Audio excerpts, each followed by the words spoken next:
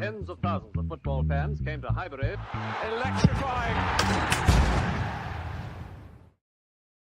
Hello, my beautiful people. Thank you for coming to this week's show of the Roundup. We've got a very special guest this week, my first journalist by trade, I would say.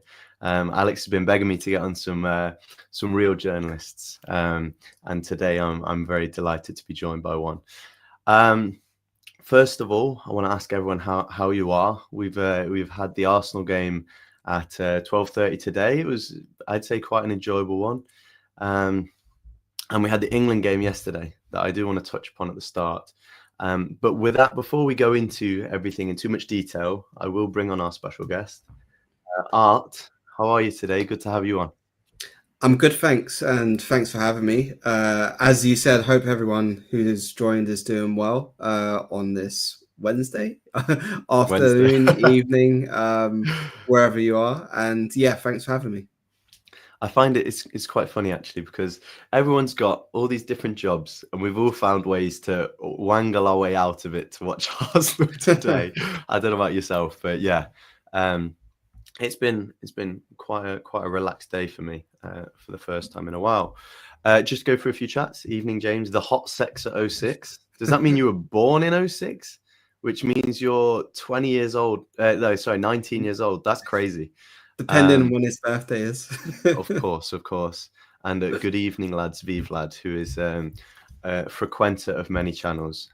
So good man, good to see you.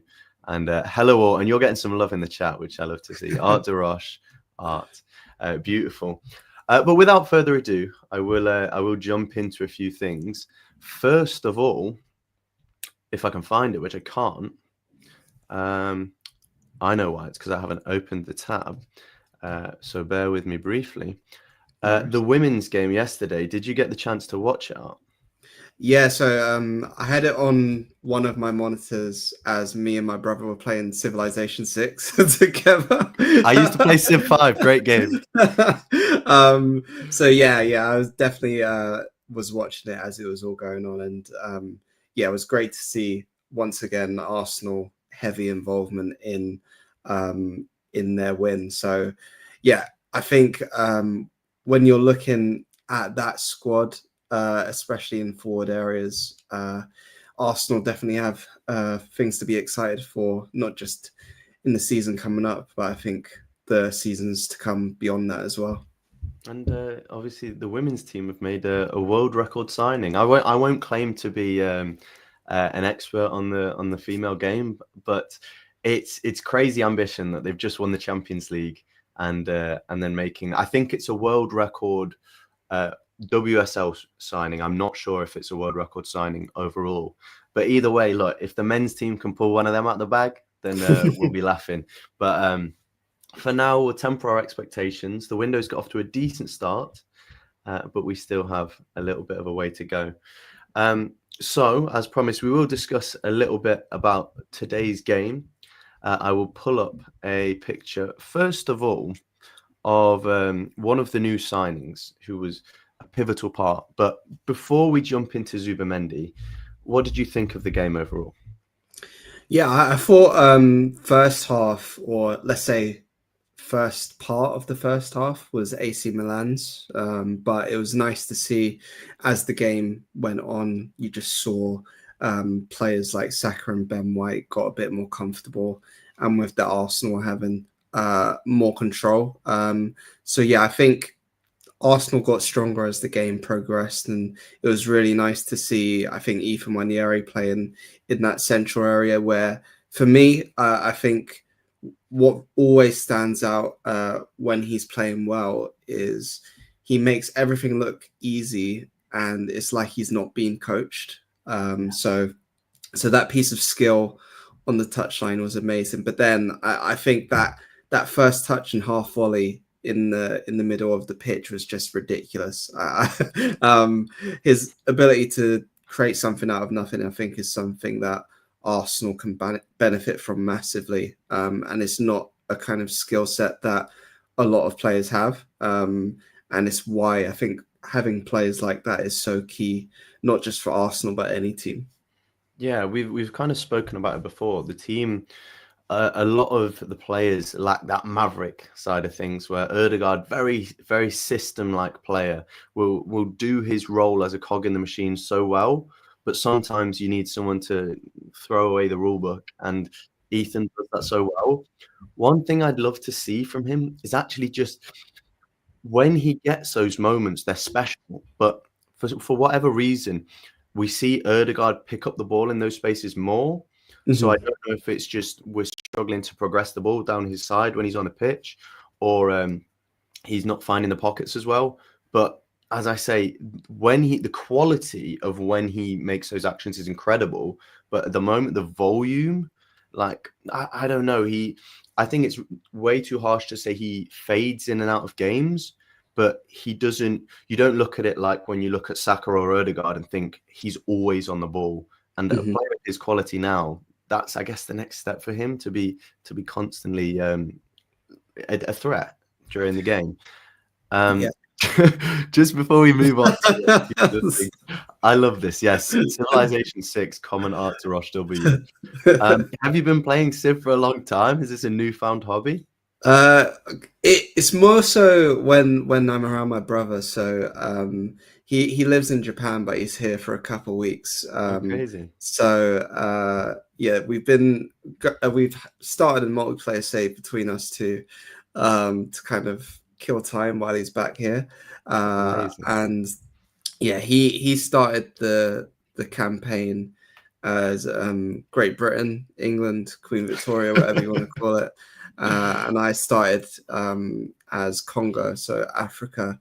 And for the most part, I think I've got a lot of cities in Africa, but then I've started to go east. So I just founded a city in Australia. But then my brother, he's gone west. He's gone to the Americas.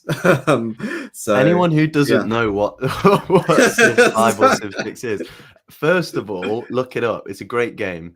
I used to play it on the Xbox. I assume you're playing it on the PC. Yeah. It's a great game.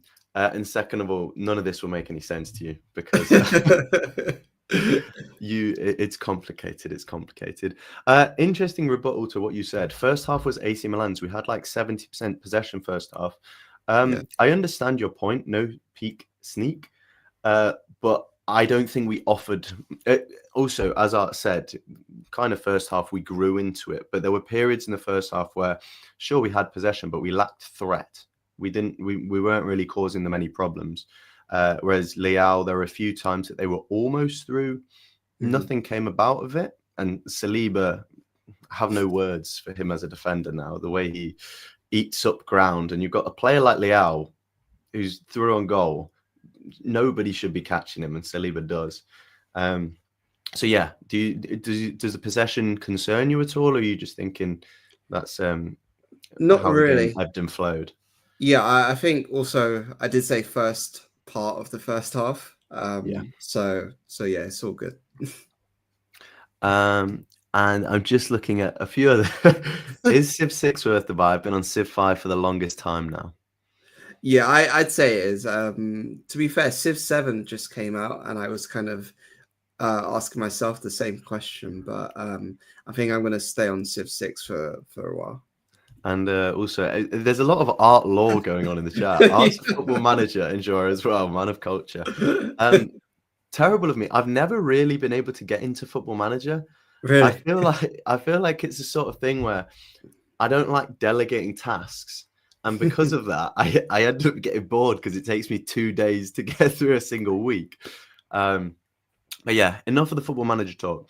We have some more players to discuss. Before we get into Zubimendi, like I said, in the first half, we did have a new signing playing, Nordahl. What did you think of his performance? I think he was okay. I wouldn't say he was outstanding. For me, I was just looking to see, I guess, how that midfield functioned with new signings. And I guess also part of it is with Ethan playing there, he's still learning that role. So it wasn't like he was alongside Martin Ødegaard, who would be kind of almost controlling the situation at all times. So there were moments where I thought, okay, someone needs to maybe take control of the situation a bit more, because you saw some loose balls.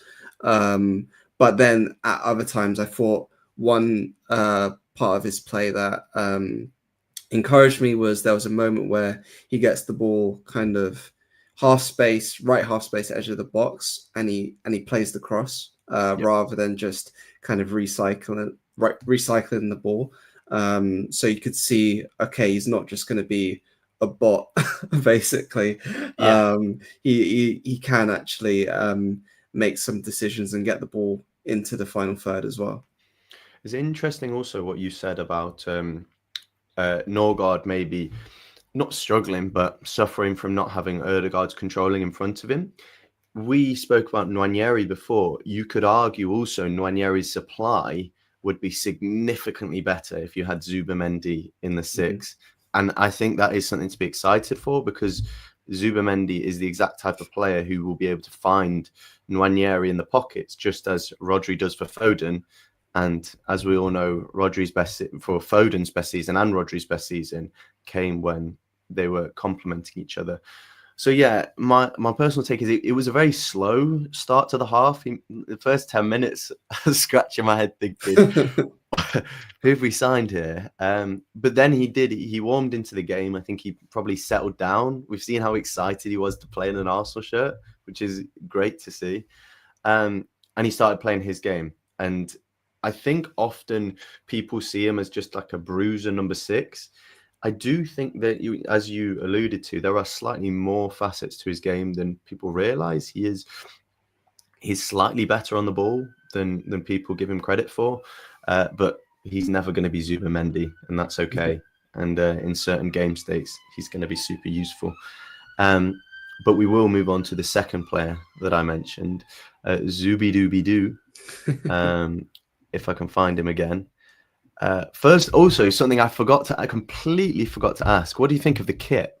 I think this is the best picture to ask that question.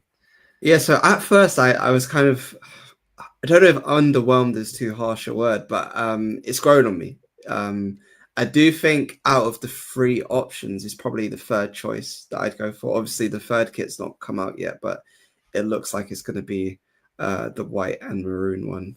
Fingers crossed. But yeah, I think obviously very similar to the away kit in 21-22, when actually it was Brentford opening day.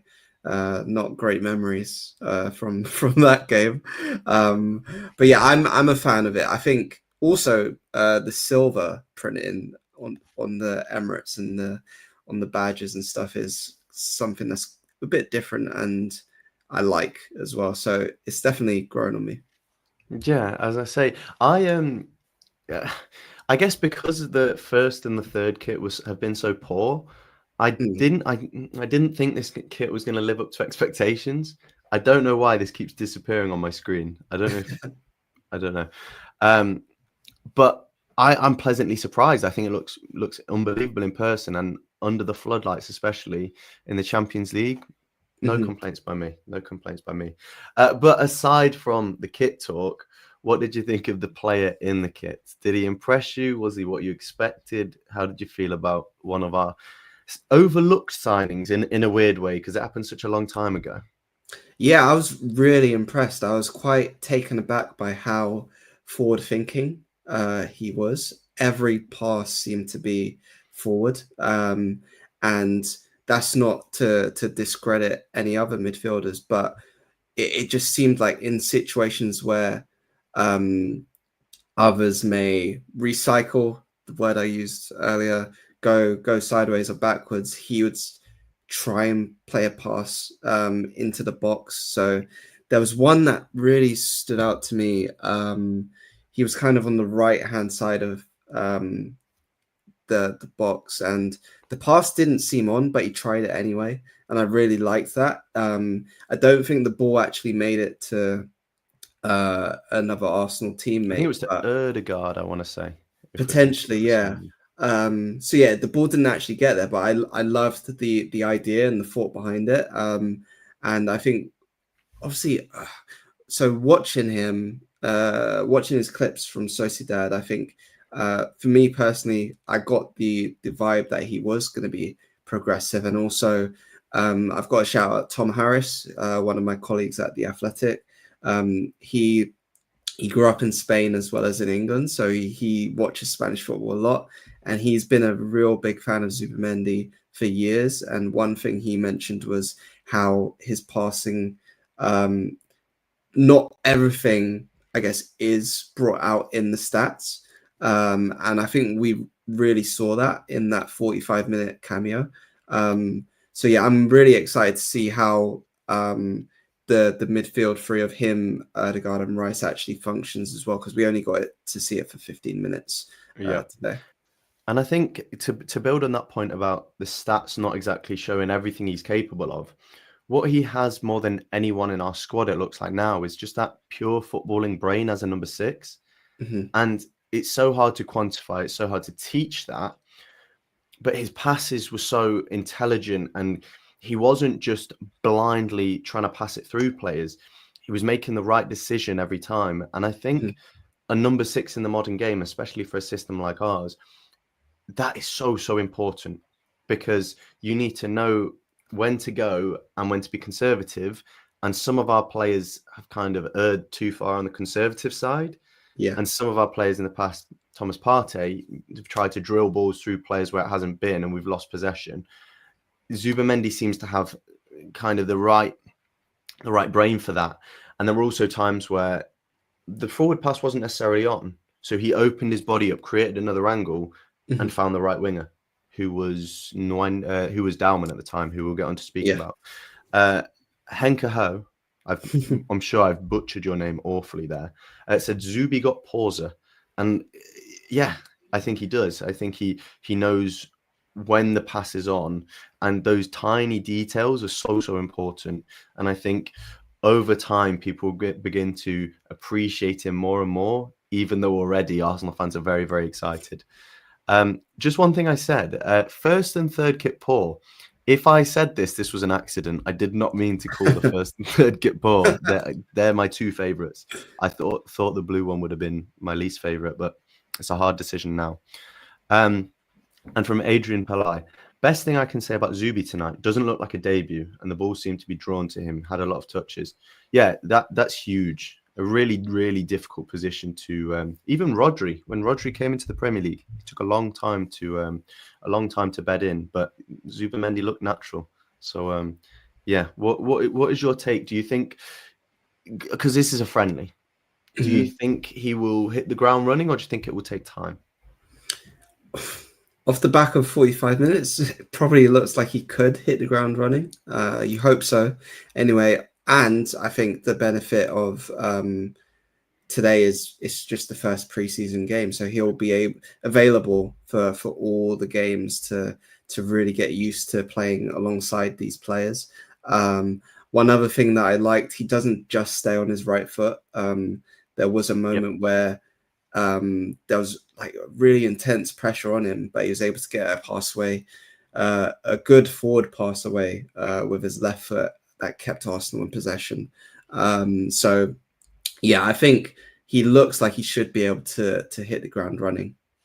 And as you say, just on the kind of first time thing, it's really useful because we've got him who's ready to move the ball quickly and progress the ball through more passing. And we've got Lewis Skelly, who will likely start the season at left back, who will just carry the ball through the middle. So more and more, our squad is becoming unpredictable, and we have lots of solutions to the same or different problems through different avenues. Few questions here for Art. Well, a few compliments. Art, we all miss your Twitch streams. I think they're asking for more Twitch streams. And this is very sweet. I think, by the way, this is a really, really nice compliment to receive. You know more than me because you're the journalist. But Art, you ask the best questions in your press conferences. What do you think of that? I'll just say thank you, Chrome, for that. I think I don't know how to take compliments. So yeah, I'll just leave it at thank you, and I'm glad you seem to like them. Hopefully, you're not the only one. And yeah, to Henka, yeah, soon come, soon come. Obviously, I'm not sure if you were in a couple of weeks ago. I did jump on again, but I'll try and make it a bit more regular in the coming weeks. Perfect. And to go back to a super chat from Larold that I haven't been ignoring. Great vids lately, lads. I can't take credit for that. A lot of that has been Alex and George. Do y'all know if the pre-season games are available to rewatch? Was working this morning, shaking my head. I don't know. I'd like to think if you buy the season pass, then they're available for rewatch. Do you have a better answer than that? From memory, because I remember last pre-season was obviously in USA, so there were games where I was asleep, and I'd try and watch them back on the Arsenal website, but they would eventually get put on there, but it was maybe not as soon as, say, the usual Premier League games, which in the UK would probably get put on around 10 o'clock p.m. on the match day. So I think, yeah, it would maybe be at some point tomorrow. Hopefully. Well, I hope you get the chance to watch it, Laurel, because it was genuinely an enjoyable game, as often our preseason games are, just stress-free and enjoyable viewing. One more topic on the game. These are not new signings, but they feel like new signings. Two 15-year-old boys, and I think Nicholls is 19, but we've seen Nicholls before, so we'll focus on the like a new signing. This is far too young to be saying that about players. Born after Avatar was released in 2009, was Dauman 31st of December 2009. Salmon, pardon me, is turning 16 soon in next August. month, in a few months. Yeah. August. What did you make of their performances? What can we even say? Yeah, I've been quite reluctant to speak about Dauman in particular, but I think we can say Salmon as well, just because of the age. But I think now you're seeing them not just being spoken about by Mikel Arteta, but being played by Mikel Arteta. It's probably okay. I think with Dauman, it made sense to see him play off the right wing. Considering, so for those who maybe don't know, he's played in attacking midfield as well for the age groups. But when you're looking at the first team picture for younger players in attacking positions, you're mostly going to get that exposure out on the wing where you have more, I guess, attacking touches, and you're not going to be under as much pressure. But it was really nice to see the confidence, because that's something that I think you see whenever he plays. So I've seen him play in person in the UEFA Youth League last year against PSG. He didn't start, but he came on after half an hour, which seemed like really intriguing timing to make a substitution, because it didn't seem like an injury sub. And he was fouled within seconds, but not because he couldn't handle the physicality. It was just because his feet were so quick. And pretty much the same thing happened in this game. And I think you saw how comfortable he is, able to receive the ball on the half turn. Also very comfortable once he gets it into the box, and confident enough to have a shot. So those are good signs. With Salmon, saw him play in the FA Youth Cup against Manchester United at the Emirates, where he was very composed. And I think what really kind of stood out to me when he was on the pitch was, okay, when you looked at that back four, it was Nicholls, who's 19, Salmon, who's 15, Kivior, I can't remember his age off the top of my head, which is really bad. 25, 26? And maybe 25. And Lewis Skelly, who's still 18. So a very young back four, but they were all stood on the halfway line, able to keep AC Milan pinned back in their own half, and I think that's a really really good sign that they're used to playing, I guess, that high up the pitch and defending that high. It was unfortunate that Salmon missed the penalty, but I mean, it was a meaningless shootout, really. So Yeah. I don't think anyone's going to lose too much sleep over that. And still to be even in that scenario at his age is a massive compliment. Yeah, he's a 15-year-old centre back. If anyone wants to get on his case about missing a penalty, then there's something wrong with you. But yeah, I think it is a testament to Haaland, the way it's changed under Mertesacker's guidance, or that's what it looks like from the outside perspective. Clearly, there's so many factors involved. There are lots of coaches within the process, but I am just so impressed of the mentality of these players coming into the team. It's not just regarding their quality, because lots of academies can breed quality, and quality shines through wherever you are. But these guys come in, 15-year-old centre-back, very comfortable spraying 70-yard balls, showing himself. And yeah, Dahlmann speaks for himself, of course. Everyone knows what Dahlmann's capable of. Playing 2 years up for England, 6 years up for Arsenal, and now seeing him at senior level. And yeah, he looked like a player who wasn't shy from the ball. He stepped up for his penalty and dispatched it with ease. So these are two guys that are really, really exciting. And I'm glad that Salmon also played today, because I will say Dahlmann's the superior talent. I think everyone would agree on that.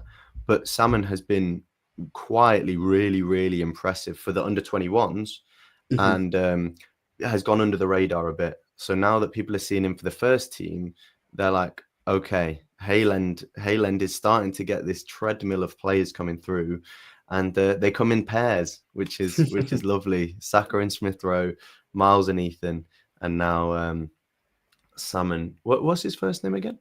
Marley. I didn't want to get that wrong. But yeah, Marley, Salmon, and Max Dahlmann, of course. People are talking about Nicholls, saying Nicholls is 5'5". Do you think he has a future in the club? He's class, but his size is kind of an issue. He's 18 now. How much more do you think he can grow?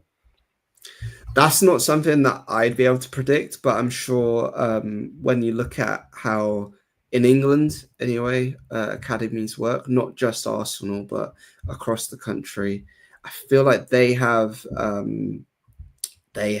what's the right word?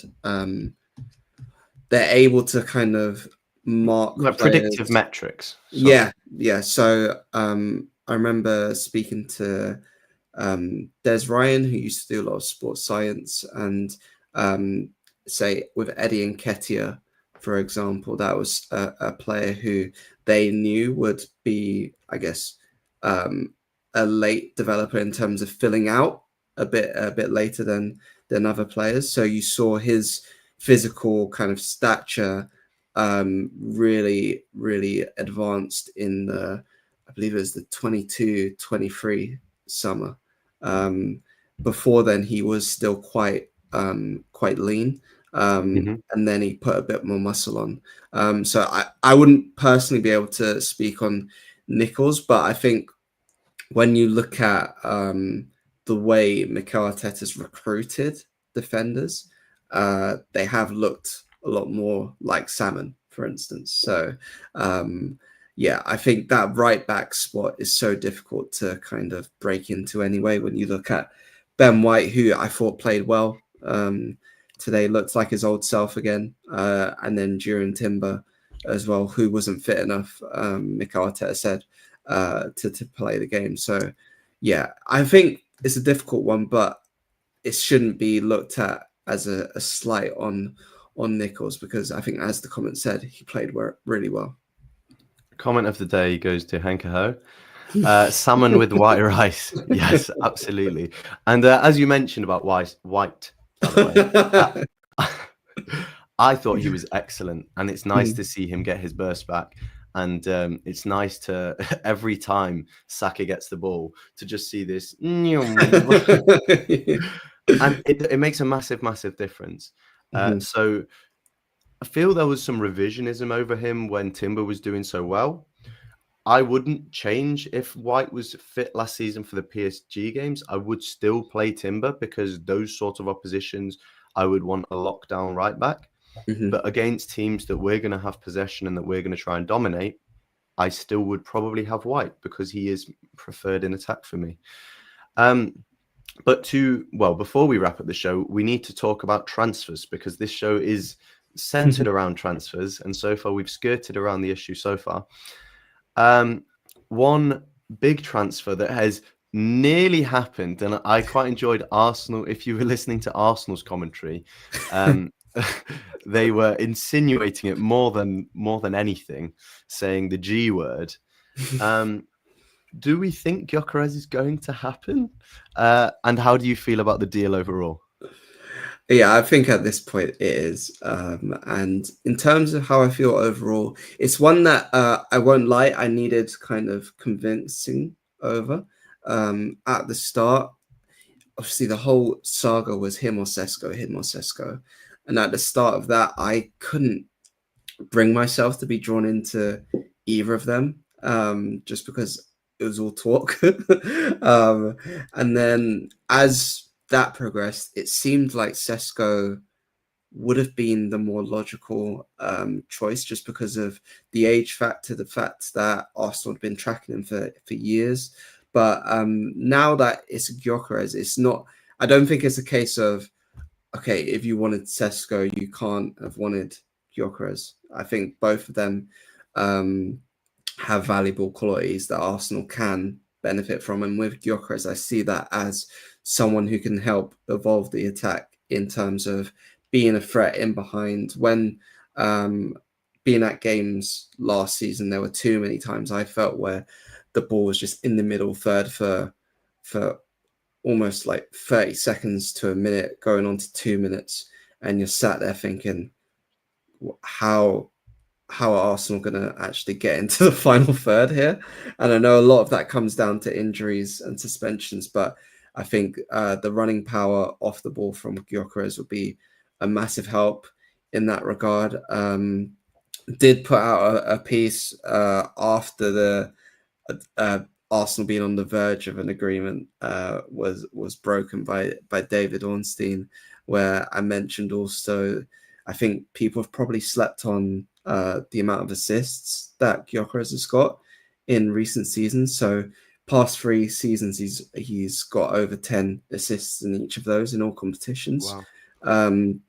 And I looked back through those, and a lot of them were kind of channel runs and cutting the ball back. So a lot of square passes across the 6-yard box.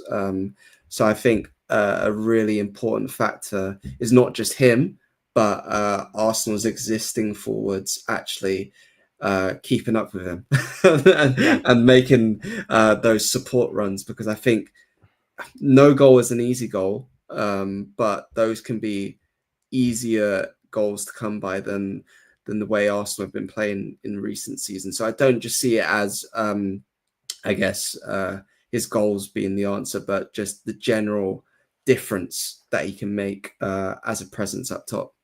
And for those who have spent time watching the clips, a lot of those assists you mentioned, he drifts to the left-hand side. So we have historically, for the past however many seasons, since Xhaka left, basically, and since Zinchenko has no longer really been a mainstay, our left-hand side has struggled. Now, if he's going to drift to the left-hand side, hopefully that means Martinelli can take up more central spaces, Trossard, Rodrigo, or Eze, and we'll take advantage of it. And he is just someone who hates goal nets. He wants to break every goal net in sight, and we've needed that for a while. We've got a lot of players who, and Saka did it a few times today, trying to place the ball into the corner. Sometimes you just need someone, the ball drops and they smash it. And he is exactly that type of player. And as I say, as you mentioned yourself, just because in the first place I wanted Seshko, because I think his ceiling is higher, doesn't mean I hate Gyökeres. Yeah. I'm still allowed to celebrate Arsenal. We're still allowed to celebrate Arsenal signing a striker who will also bring out the best in Havertz, who I thought was good today. But I still see the ball dropping in the box too often. We cross the ball, we cut the ball back so many times, and Havertz wasn't there. And I wonder, is that the crosser's fault? Or with a striker who's absolutely desperate to get on the end of it, will he turn non-chances into chances? Because, as you said, the Nordahl chance, Erdegaard made a few, Martinelli cut the ball back, Saka cut the ball back. Yes, we have heard people call him Glockerez, but out of all the nicknames, I'm not sure that one will stick. But thank you, Hanke Ho. And finally, as the title of today's show says, if you have stuck around this long, Eze or Rodrigo. Now, there's plenty of time left in the window, if I'm not mistaken. Do you know the exact date that it closes? I'm not sure the exact date, but I believe it goes into September this summer. So there's plenty of time left. Obviously, we don't, considering the difficulty of fixtures at the start of the season, we would like to have one of these over the line before the season starts. But without skirting around the point for any longer, who would you rather? It's quite Rodrigo. Yeah, it's quite simple for me, but that might be because I'm from South London. I'd say Eze. I think when you look at the way he plays football, in a similar but very different way to the way we spoke about Ethan earlier, he does things and tries things that others don't. And I think the way he plays, how he glides with the ball, those are all things that I just like to watch. And one thing that I'm kind of hoping for going into this season is just enjoying watching Arsenal again, because there were a lot of times last season where it felt like a slog. And I think he'd be a player that kind of is almost the antidote to a lot of that. So yeah, he'd be the one I'd go for. But again, I know a lot of people in the comments are saying Rodrigo. I don't think me saying that means I'm saying Rodrigo is a bad player in any sense. I quite like this comment by Chrome. Rodrigo might be the objectively better solution for us, but I just love Eze. Bring him back home, and yeah, he's an Arsenal boy. Mm-hmm. Go on. I do think on that there is a lot of weight that comes with the symbolic meaning of some of these things as well, because I know these players, they don't know us or anything like that, but when you can actually feel a connection to a player, it makes the feeling so much different, so much more enjoyable as well. It's like, yeah. I mean, Emil Smith-Rowe, I still love to this day. I don't care that he's a Fulham player. Like he's still Arsenal in my eyes. So yeah, I think when you look at these kind of decisions, I think it's fine to let your heart make the decision as well as your head. And my background, if you didn't know, is in psychology. So even aside from a symbolic, like face value, I think just the way that the stadium, the way that the atmosphere would react to a player like Eze being a fan favorite, being on the ball, would relight the atmosphere as it did as we got in 2022-23, and just keeps the energy. And through that, you get so many things that are unquantifiable. Mm-hmm. Whereas, let's not lie, Rodrigo absolutely, I'm sure, would do the same. But whether he is as natural fit to the group, whether his wages are an issue, are different stories. That all being said, I'm going to go against the grain here, against what we've been talking about, and say I probably would prefer Rodrigo, because I do think if you watch us, we need a left winger. And I love Eze. I just question whether his best position is at left wing. Whereas Rodrigo, I wouldn't doubt that. So Eze, in terms of what he brings and what we're missing, absolutely. But can he play as a touchline left winger? People debate with me whether Rodrigo can play as a touchline. They say he likes more of an inside space. But still, most certainly, if you put them in that position, I think Rodrigo would succeed more. But as so many people in the chat have been saying, his dad has been asking for crazy wages, and we don't want to break the wage structure, especially considering we've got Saliba and Saka's contracts to do, and potentially if Rodrigo is the plan, maybe that is one of the reasons why it's been so delayed, because it's complicated if we do that first and then our 2-star players go, hang on, we want more than him. But one thing I would like to do before we wrap up the show, Art, is the Cannon rating scale on every transfer we do.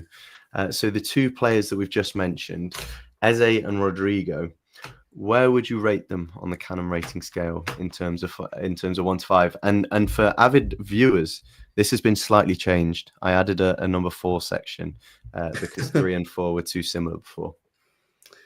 Oh, so where are we now? July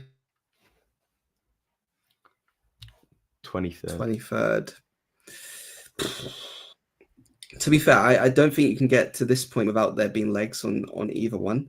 But I'd say Rodrigo may be the easier one, or the more likely. Wow. Just because when you look at, I guess, the desire, Arteta's a big fan. I think that's someone you kind of see how he was used or not used at the Club World Cup as well. And yeah, I think that at this moment, I'd probably say that could be a 4 with Eze a 3. But I would also say that there are players on that tour who still need to go. Or putting it very bluntly. But you look at, say, a Zinchenko, and I saw someone mentioned Reece Nelson in the chat. He played really well today. But when we see, I think he's played really well for Arsenal a few times in the last few seasons.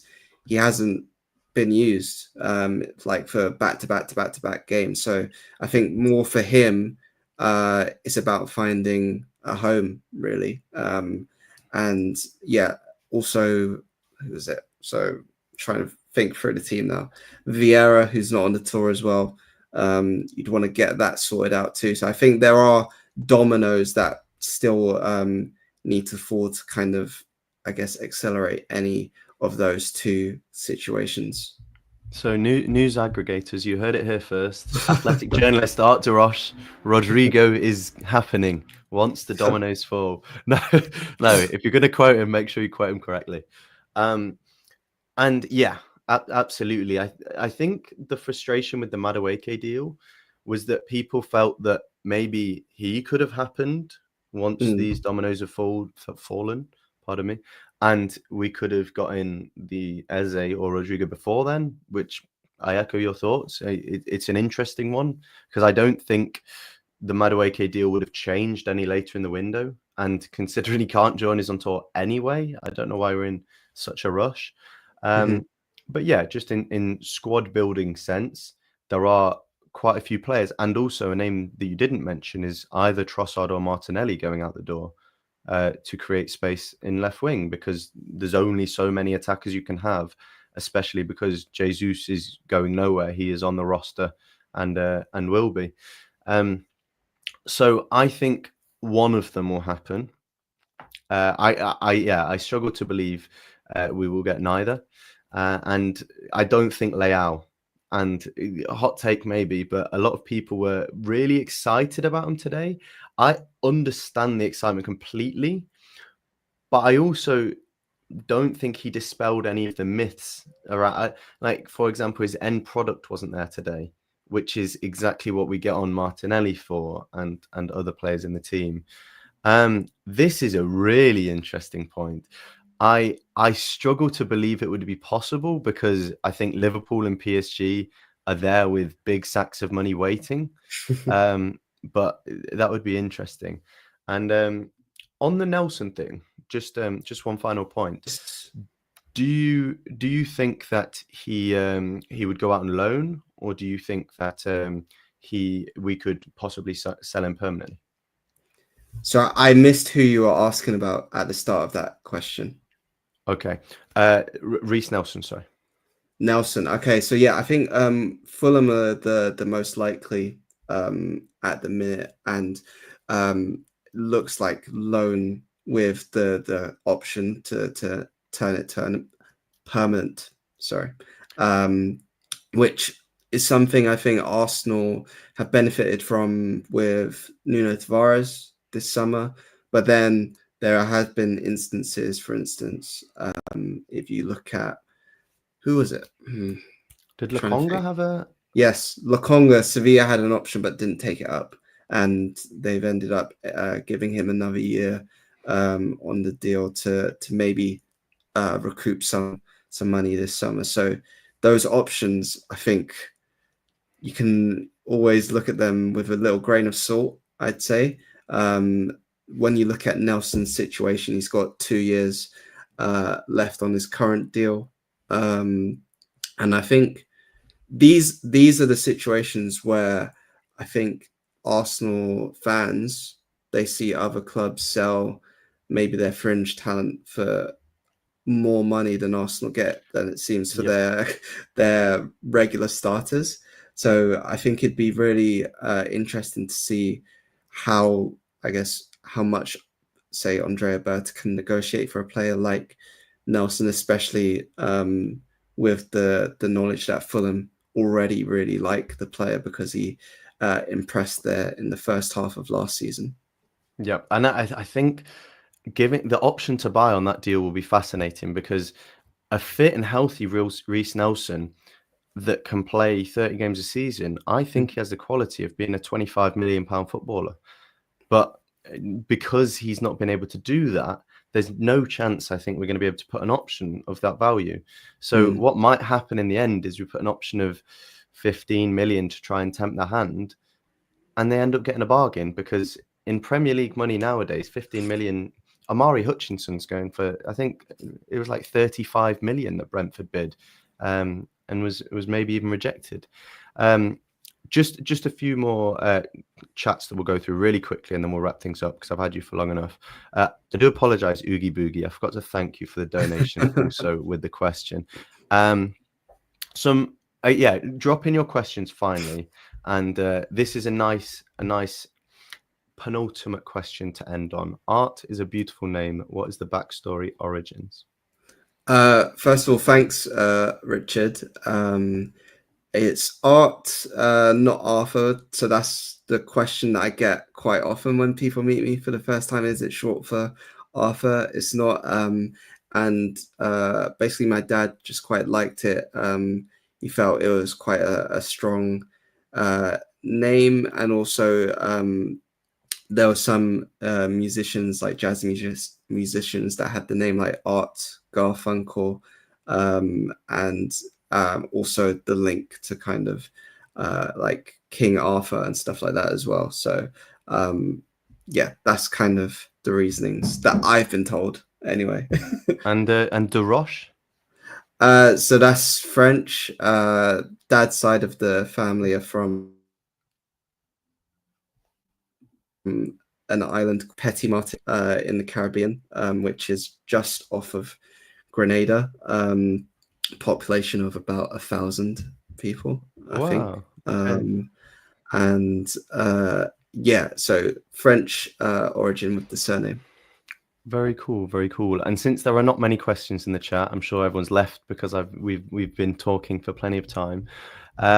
Finally, where can people find you, Art, on socials, on websites?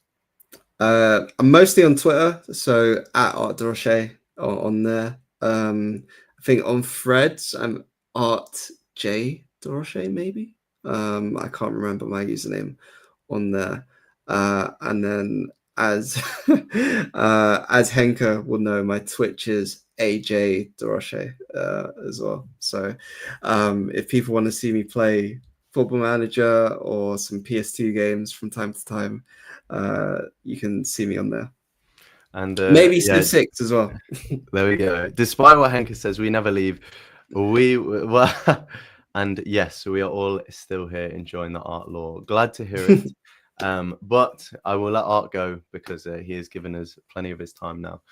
So thank you for coming on, and thank you for everyone for the super chats. I hope everyone enjoyed the Arsenal game. Enjoy the rest of your week, and thanks. I'm gonna get the outro here first because I've made this mistake before. Thanks for keeping it Arsenal. Tens of thousands of football fans came to Highbury. This was one kind of queue the ladies thoroughly enjoyed. Electrifying. Electrifying. Inspiration.